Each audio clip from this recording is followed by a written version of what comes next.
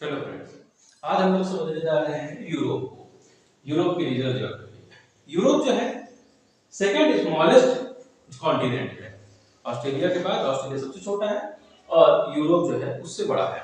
Europe के अंदर कुल मिला के 46 देश आते हैं, जिसमें रसिया है जो है वो सबसे बड़ा है और जो वेटिकन सिटी है वो सबसे छोटा जो है देश माना जाता है।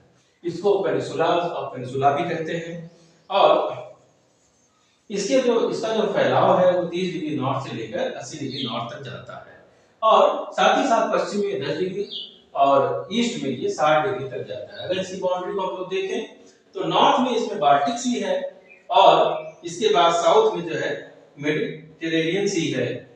पश्चिम की अगर बात करें तो यहाँ पर स्टेट ऑफ जिब्राल्टर है, बे ऑफ बिस्के है जो कि जो है स्पेन और फ्रांस के बीच में है, इंग्लिश चैनल है जो कि ब्रिटेन और फ्रांस के बीच में है।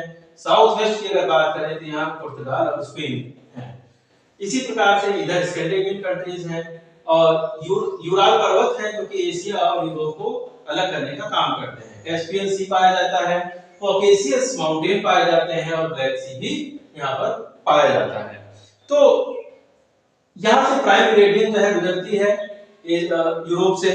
तो यूरोप से जो प्राइम मेरिडियन है वो यूके, फ्रांस और स्पेन से गुजरती है और बाकी इसके बाद जो है अफ्रीकन कंट्री से गुजरती है, जिसमें अल्जीरिया, माली, बर्किना फासो, टोंगो और घाना जो है ये वाले देश आते हैं। स्कैंडिनेवियन कंट्रीज की बात करते हैं तो Scandinavian country Norway, Sweden, Finland, Denmark और आइसलैंड इसके अंतर्गत आते हैं। बाल्टिक कंट्रीज की बात करते हैं तो इसमें एस्टोनिया, लिथुआनिया और लाटविया आते हैं। उसी प्रकार से अगर हम लोग बाल्कन कंट्रीज की बात करते हैं तो इसमें सर्बिया, बुल्गारिया, रोमानिया, एथेंस और अल्बानिया आते हैं। फिजिकल डिवीजन की अगर हम लोग बात करें तो यूरोप को कई भागों में बांटा गया है, जैसे कि पश्चिमी अपलैंड जिसमें स्कैंडिनेवियन कंट्रीज आते हैं और जो है सेंट्रल अपलैंड या प्लेटू का जो भाग है इसमें जो है लगभग यूरोप का आधा हिस्सा जो है इसके अंदर कवर हो जाता है। इसमें चेक रिपब्लिक, जर्मनी, स्विट्जरलैंड, बेल्जियम ये सभी देश इस प्रकार से आते हैं। इसके बाद माउंटेन की अगर हम लोग बात करें तो यहाँ पर जो है एल्पाइन माउंटेन है जो कि लगभग 700 माइल्स के हैं और माउंट ब्लॉक पर्वत है जो कि 4807 मीटर जो है ऊंचा है। इसके अलावा जो है ये जो रेंज है बहुत दूर तक फैली हुई है Austria, Slovenia, Croatia, Bosnia Herzegovina और सर्बिया में। यूराल पर्वत की बात अगर हम लोग करें तो यूराल यहाँ पर यूराल पर्वत है। उसी प्रकार से आल्प्स पर्वत जो है फ्रांस और इटली के बीच में पाए जाते हैं। जूरा पर्वत जो है वो फ्रांस और स्विट्जरलैंड के बीच में पाए जाते हैं। इसके अलावा जो है पेरेनीज पर्वत है जो कि फ्रांस और स्पेन के बीच में पाए जाते हैं। यहाँ पर ओल्ड ब्लॉक माउंटेन भी पाए जाते हैं। पेनिसुलास की अगर हम लोग बात करें, इसके अलावा कॉकेशियस माउंटेन है।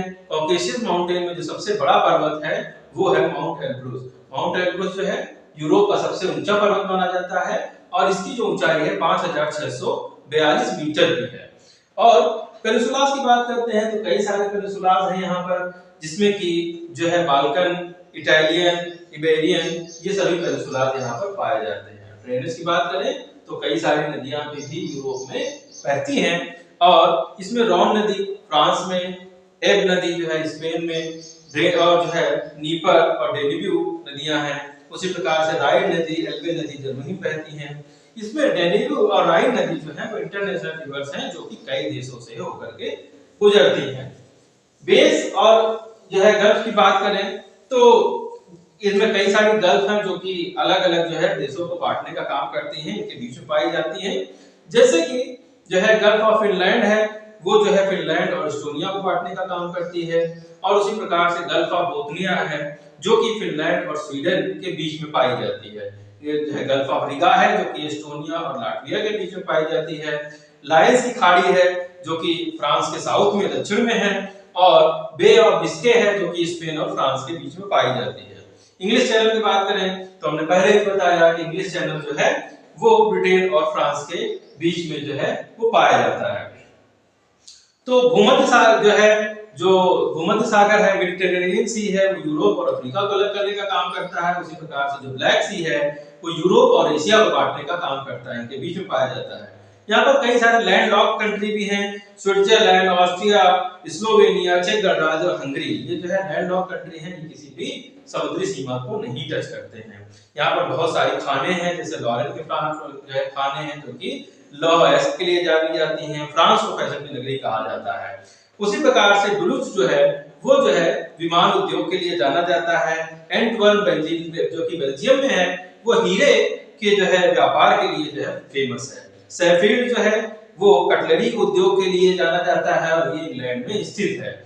और इसी प्रकार से जो है जो यूरोप है वो व्यापार के मामले में एक इंडस्ट्रियल जो है कॉन्टिनेंट है और व्यापार के मामले में बहुत ही ज्यादा सक्षम है, वो ये कॉन्टिनेंट है।